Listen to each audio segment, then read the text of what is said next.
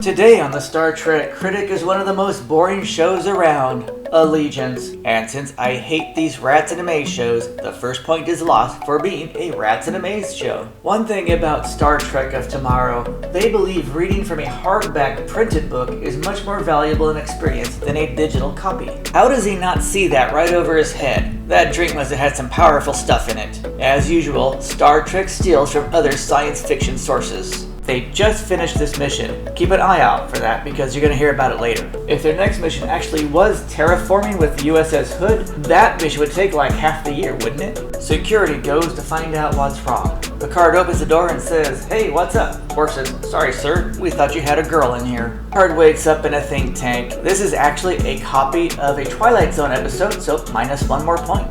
This is the first time you see a Bolian and the Starfleet Academy uniform. Picard cusses in Bolian. This is Kova Thol of Mizar 2. Prison food is Jello.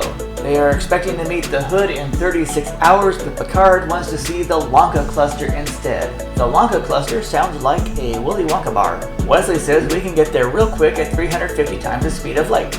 And Picard says, no, let's just walk there at 8 times the speed of light. Wesley says I number 1 and I number 2. So if he says there's going to be no further communication, does that mean they have to cut the internet too? Now he wants to have a talk with Commander Data. Data says I number 3. Picard tells Riker he's going to be a secret squirrel. 1 point is lost here. If you count the beeps, they aren't actually the first 6 prime numbers. If you're a woman, never hold your hands like that in front of your crotch. It looks like you're saying, this is where you enter. While in captivity, they decide to go through the Who's on First sequence. Thol brags about coming from a planet of spineless jellyfish. There is no way any alien species would use this much technology to watch the 4 of them, so minus 1 point. Picard decides to sing a song.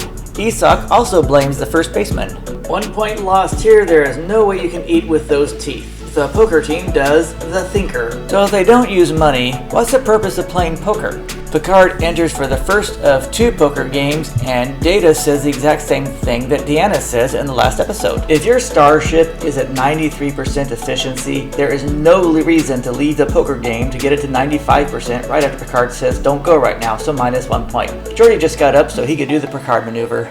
Deanna holds the cards that way to cover her cleavage. They must have faked Picard really good since Deanna can't tell it isn't him. Usually she's onto the fakes. The 4 sit down and discuss the meaning of life. Isak gets the best lines. Then he blames the first baseman for imprisoning a child. It turns out he doesn't really like Jello. Then says maybe I'll eat Thol instead. Even the fake Jean-Luc does the Picard maneuver. According to this, Picard had an exam, so the fake Picard must also have the artificial heart. The whole purpose of the physical was so he could ask her out. If Thol has been in there for 12 days, where is the bathroom? Now they accuse their captors of being the left fielder. The left fielder's name. Why? I just thought I'd ask you. They try and escape and get stunned. This is a very predictable episode.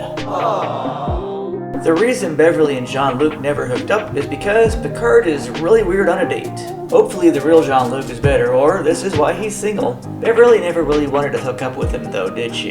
And now they dance. Beverly's like, what the hell is going on right now? She has to know something is up with him though. Tomorrow, the whole bridge crew will be laughing at her, saying, ha ha, you just made out with an alien that you thought was the captain. Just when it gets steamy, Picard shows at the door. Beverly's like, what the hell was all that about? In reality, when the aliens made the fake Picard, they forgot to add one important biological part, so this is really how far he could get. Now they all have the same idea. The enemy is watching them from the inside. This is exactly what happened on I Love Lucy when they were snowed in the Swiss Alps. They're now going through the 5 stages of blaming each other. Thol gets pissy with Captain Picard. It turns out watching season 3 is required for Starfleet cadets, although you never find out what Wagner creatures are. But even if the plague was classified, it just happened. And she's been in the rat's maze this whole time. She would have never heard of it.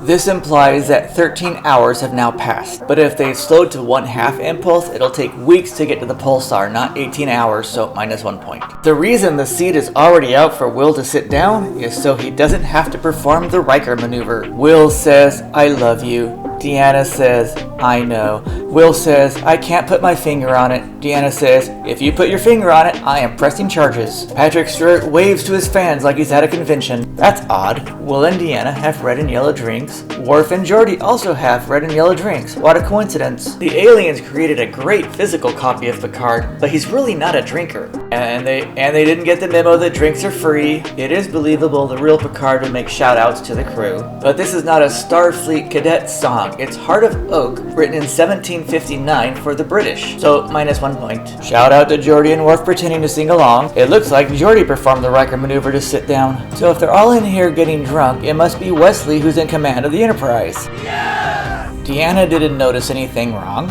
Beverly says there's nothing physically wrong. Data reminds them of the energy reading, but they just don't have enough dirt on them. Then Beverly says she went to his cabin last night, and they're all like, ooh, tell us all the juicy gossip. Wesley says eye number 4. The shields will collapse in 18 minutes. Data says eye number 5, so it's time for a drink.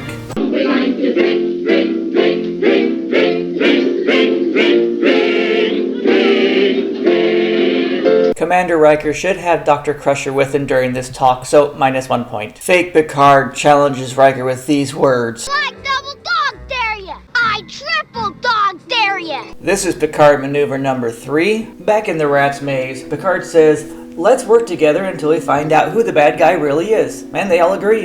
And they get nowhere. They really should have watched that Twilight Zone episode. Picard maneuver number 4. Fake Picard states the obvious and he gets relieved. Of course, it's not the real captain, so it's not a real mutiny. Wesley says eye number 6. The real Picard says, the narrator is correct. This is just a rats in a lab show and I don't want to play anymore.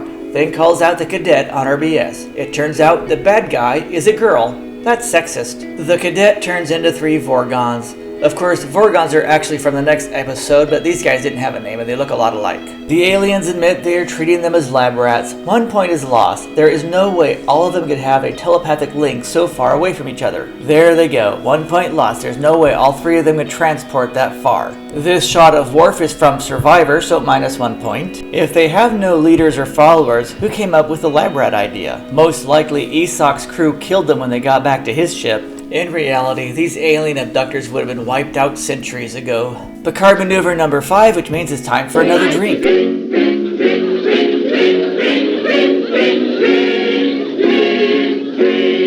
Looks like they got taken in the triple dog dare. And -1 point for this safe zone. It is simply technology created for this one episode, since you never see it again, no matter how many times it is needed.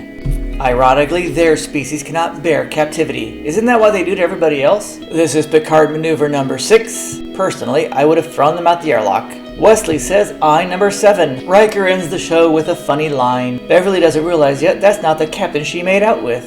Unfortunately, we're gonna miss that conversation. Aww. So who are these aliens? Jeff Rector has 130 screen credits. Jerry Rector has 90 screen credits. They are identical twins but do not have identical careers.